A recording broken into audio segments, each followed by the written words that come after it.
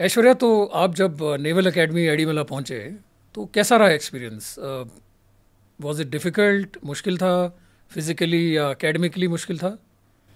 Academically मुश्किल नहीं था क्योंकि काफ़ी बेसिक सब्जेक्ट्स एटिकेट्स ये सब सिखाए गए थे। बट फिज़िकली काफ़ी चैलेंजिंग था क्योंकि पहले कभी हमने मे बी शायद मैंने 100 मीटर भी दौड़ी नहीं होंगी, बट एक ऐसे सिचुएशन में आ गए थे जहाँ पे पूरा दिन हम दौड़े जा रहे हैं और या कोई ना कोई फिज़िकल एक्टिविटी होती रहती थी, चाहे वो स्विमिंग हो, रनिंग हो, क्रॉस कंट्री हो which is like a mini marathon, या काफ़ी फ़िज़िकल एक्टिविटी काफ़ी ज़्यादा होती थी कि अगर एक दिन में अगर 24 घंटे होते हैं तो अगर 18 घंटे हम जागे हैं तो उसके स्टार्ट से लेकर एंड तक फ़िज़िकल एक्टिविटी ज़्यादा होती थी। ऑफ कोर्स क्लासेस भी थे लेकिन वो काफ़ी कम समय के लिए होते थे। कोई भी छोटी सी गलती का there was a punishment called restriction, जिसमें परेड ग्राउंड के 8 राउंड लगाने पड़ते थे राइफल के साथ। तो लड़कों का लड़कियों का एक ही था कि 30 मिनट में 8 राउंड ख़त्म करने हैं। तो कुछ बहुत कठिनाइयाँ होती थी। आई थिंक जो ट्रेनिंग फ़ेज़ है वो it was like a culture shock कि हम हमारा day to day living habit से लेकर the way we eat food, खाना कैसे खाते हैं, अपना बिस्तर कैसे बनाते हैं, सब कुछ सिखाया गया था। एंड नेवी के तौर तरीके और जो रेजिमेंटल सिस्टम होता है, जो डिसिप्लिन आता है वो क्यों होता है, ये सब उस 6 महीने के फेज़ में समझाया जाता था।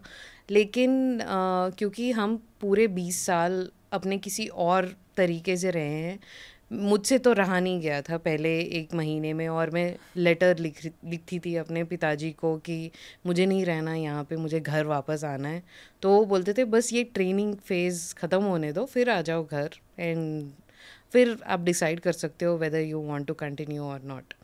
और फिर मैंने ये भी सोचा कि मेरे साथ में जो मेरे बैचमेट्स हैं वो भी तो उन्हीं मुश्किलों से गुजर रहे हैं जिसमें से मैं जा रही हूँ, तो अगर वो रह सकते हैं तो मैं क्यों नहीं। तो उसी समय से ये कमराडरी जो है, जो जो मेरे साथ के कोर्समेट्स हैं वो अभी भी मेरे सबसे अच्छे दोस्त हैं, और शायद ही कोई बाहर के ऐसे दोस्त बनते हो? बनते हैं। तो क्या था सबसे मुश्किल, क्या था फिर ट्रेनिंग में, पढ़ाई या फिज़िकल एक्टिविटी? पढ़ाई में कोई प्रॉब्लम नहीं होती थी लेकिन फ़िज़िकल एक्टिविटीज़ जो थी काफ़ी होती थी कि हमें स्विमिंग करना पड़ता था, there was running, cross country होती है, it is like a short marathon, और काफ़ी एक्टिविटीज़ होती हैं, swimming competitions, running activities, camps होते हैं, मैचेस, इट कैन स्पोर्ट्स भी होते हैं, वॉलीबॉल, ये सब। सो एवरी लाइक हर अगर हम 24 24 आवर्स में अगर वी आर अवेक फॉर से 18 आवर्स, एक्सपेक्टिंग दैट हम 6 घंटे की नींद पूरी कर रहे हैं, तो 18 घंटे में पहले लाइक सुबह के 5 बजे से लेकर रात के 10-11 बजे तक का पूरा टाइम टू टाइम सारा सॉर्ट आउट था। तो वो काफ़ी कंज्यूमिंग था, लेकिन आई थिंक वो इसीलिए बनाया जाता था कि हम वो 6 महीने सिर्फ उसी, अगर वो ट्रेनिंग में हमने सही से फोकस किया तो बाकी सर्विस भी आसानी से निकल आसानी जाएगी। से निकल जाएगी। और उस टाइम ऐसा लगता है कि ये कब ख़त्म होगा, मुश्किल था ये वो, लेकिन अब लगता होगा कि नहीं यार, बहुत मज़े किए। हम्म। आई आई थिंक सब यही बोलते थे जो हमारे इंस्ट्रक्टर होते थे एकेडमी में कि आप ये समय अब हमेशा के लिए याद रखोगे। तो यही होता उस टाइम जब हम एकेडमी में होते तो हम अपने बोर्ड पे लिखते थे DLTGH, days left to go home. But और हम हर दिन उसमें से एक दिन घटाया करते थे कि कब घर जाएंगे।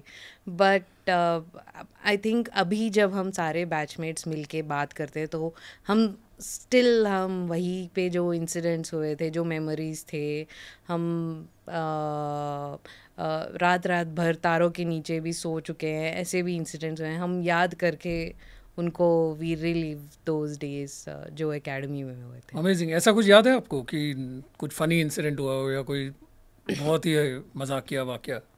काफ़ी फ़नी इंसिडेंट्स हुए थे, लेकिन एक ये हुआ था कि हमारे कैंप्स होते थे जिसमें पूरी रात रात भर 30 किलोमीटर की रन एक रात में, and their targets.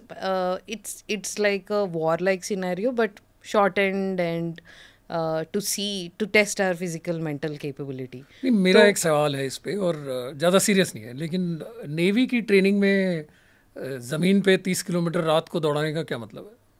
I think जो ट्रेनिंग होती है, आई थिंक अल्टीमेटली ये होता है कि अगर अगर परिस्थिति ऐसी आए तो शायद हम आर्मी को भी सपोर्ट कर पाए. बहुत बुरा दिन होगा अगर आर्मी को नेवी सपोर्ट कर रही है इस तरह से.